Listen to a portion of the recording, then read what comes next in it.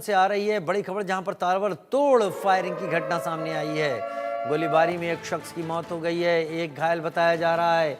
Bike सवार बदमाशों ने अंधाधुंध फायरिंग की। 3 लोगों पर बाइक सवार बदमाशों ने फायरिंग की। जो मृतक है उसकी स्कूटी और मोबाइल को लेकर ये बदमाश भाग निकले। अब इस स्कूटी और मोबाइल का इस्तेमाल क्या करेंगे?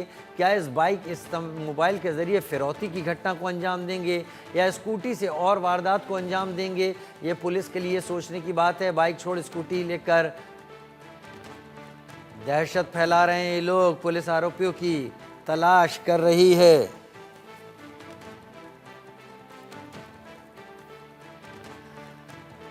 ताबड़तोड़ फायरिंग, बेखौफ बदमाश, गोली लगने से एक की मौत। मृतक की स्कूटी, मोबाइल लेकर भागे बदमाश। बाइक छोड़कर स्कूटी, मोबाइल लेकर भागे बदमाश।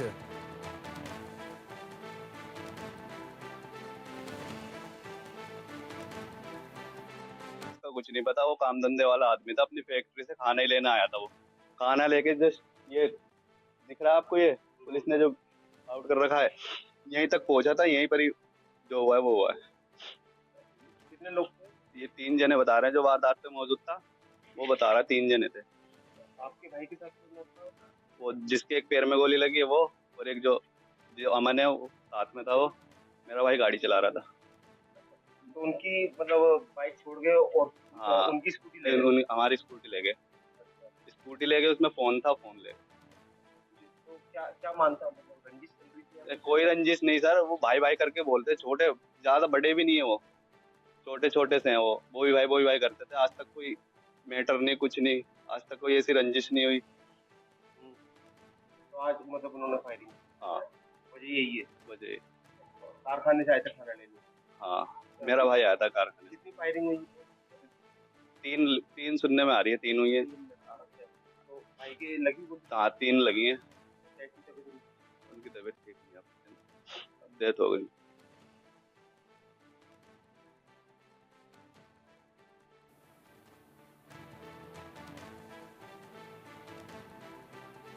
दिल्ली के वेलकम इलाके में ताबड़तोड़ फायरिंग, गोलीबारी में एक शख्स की मौत, एक घायल हो गया है। बाइक सवार बदमाशों ने अंधाधुंध फायरिंग की है। 3 लोगों पर बाइक सवार बदमाशों ने फायरिंग की। मेरे साथ मेरे सहयोगी आयुष शर्मा ज्यादा जानकारी के साथ इस वक्त जुड़ रहे हैं। आयुष, वेलकम के इलाके की बात करें या दिल्ली के इस हिस्से की, जहां पर अक्सर इस तरीके की घटनाएं हमको सामने आने को दिखती रहती हैं, पुलिस कंट्रोल भी करती रहती है इन सारी घटनाओं के ऊपर, लेकिन ये घटना कब हुई, ये घटना का समय क्या है, सस्पेक्ट्स के बारे में क्या जानकारी निकल कर आ पाई है, और पुलिस क्या बता पा रही है, वो कौन लोग हैं? जब ये पूरा इलाका सीसीटीवी की जद में है, मैं जानता हूं वेलकम का इलाका कहें, शाहदरा का इलाका कहें, उस्मानपुर का इलाका कहें, या इस पूरे इलाके में सीसीटीवी का जाल है, तो अब तक वो उनकी पकड़ धकड़ में इतनी देरी क्यों? क्या यूपी की तरफ निकल गए? जहां तक बात की जाए अपराधियों को पकड़ने की, तो दिल्ली पुलिस ने उन्हें आज सुबह ही गिरफ्तार कर लिया है। ये बड़ी अपडेट दिल्ली पुलिस की तरफ से दी गई है। हालांकि अभी तक उन तीनों के क्या नाम है, वो कहाँ के रहने वाले हैं और किस मकसद से उन्होंने हत्या की थी, हत्या को अंजाम दिया था, और सिर्फ हत्या ही नहीं, देखिए ये 2 मामले हैं। पहले जो फायरिंग हुई और फायरिंग में नदीम नाम के व्यक्ति की हत्या कर दी गई और उसके दोस्त के दाहिने पैर में गोली लगी। उसके बाद वही तीनों लोग उनकी स्कूटी चुराकर वहां से फरार हो जाते हैं और वेलकम थाना क्षेत्र से निकलकर ज्योति नगर थाना क्षेत्र, जो नॉर्थ ईस्ट दिल्ली के ही हद में आता है, वहां पर जाते हैं और एक घर के बाहर कई राउंड फायरिंग करके वहां से भी फरार हो जाते हैं और उसकी भी पीसीआर कॉल की जाती है। यानी नॉर्थ ईस्ट दिल्ली में कल रात को 2 बड़ी फायरिंग की घटनाएं हुई है, जिसमें एक व्यक्ति को गोली लगी है और एक व्यक्ति घायल हुआ है। देखिए, देखने वाली बात यह है कि वो तीनों लोग एक ही थे। सबसे पहले वो एक व्यक्ति की हत्या करके उसकी स्कूटी चुराते हैं, उसके बाद उसकी स्कूटी से दूसरे व्यक्ति के यहाँ जाते हैं के जो साथ दूसरे थाना आपको क्षेत्र रोक में रहा आता हूं, है। आप पूरी जी। जानकारी फिर से दीजिएगा। पहले दर्शकों को एक कंफर्म कर दीजिए, क्या ये तीनों गिरफ्तार हो चुके हैं? हुए हैं तो कब हुए हैं और कहां से हुए हैं? जी बिल्कुल, जैसे मैं बता रहा हूँ कि आज सुबह ही दिल्ली पुलिस की तरफ से जानकारी दी गई थी कि तीनों को गिरफ्तार कर लिया गया है, लेकिन इसके अलावा कोई भी जानकारी अभी दिल्ली पुलिस ने साझा नहीं की है, क्योंकि उनका ये कहना है अभी ये जो मामला है इसमें जांच जारी है और जांच के बाद ही दिल्ली पुलिस पूरी तरीके से खुलासा कर पाएगी कि आखिर ये 3 लोग कौन थे, क्या इनके नाम है, क्या इनका मंसूबा था हत्या के पीछे, और हत्या करने के बाद दूसरे थाना क्षेत्र में जाकर जो इन्होंने एक घर के ऊपर अंधाधुंध फायरिंग की थी, उसके पीछे क्या मकसद था, ये भी दिल्ली पुलिस बताएगी। अभी तक कोई भी खुलासा इनके बारे में दिल्ली पुलिस की तरफ से नहीं किया गया है, लेकिन ये चीज कंफर्म है कि इन तीनों को दिल्ली पुलिस के द्वारा गिरफ्तार कर लिया गया है। कहां से इन लोगों की गिरफ्तारी हुई, उसके बाद कौन से थाना क्षेत्र ने इनको सबसे पहले पकड़ा, क्योंकि 2 वारदातें इन्होंने की, वेलकम में की, उसके बाद ज्योति नगर में की, दोनों अच्छा। में क्या कुछ समानता रही, इसके बारे में भी कोई जानकारी पुलिस अभी नहीं दे रही है। और जब पुलिस से जवाब मांगा जा रहा है, हम लगातार डीसीपी से बात कर रहे हैं, तो उनके द्वारा यही बात कही जा रही है कि अभी इस मामले में माफ कीजिए, अभी इस मामले में जांच चल रही है और जांच के बाद ही बताया जा सकेगा कि आखिर इनका मकसद क्या था।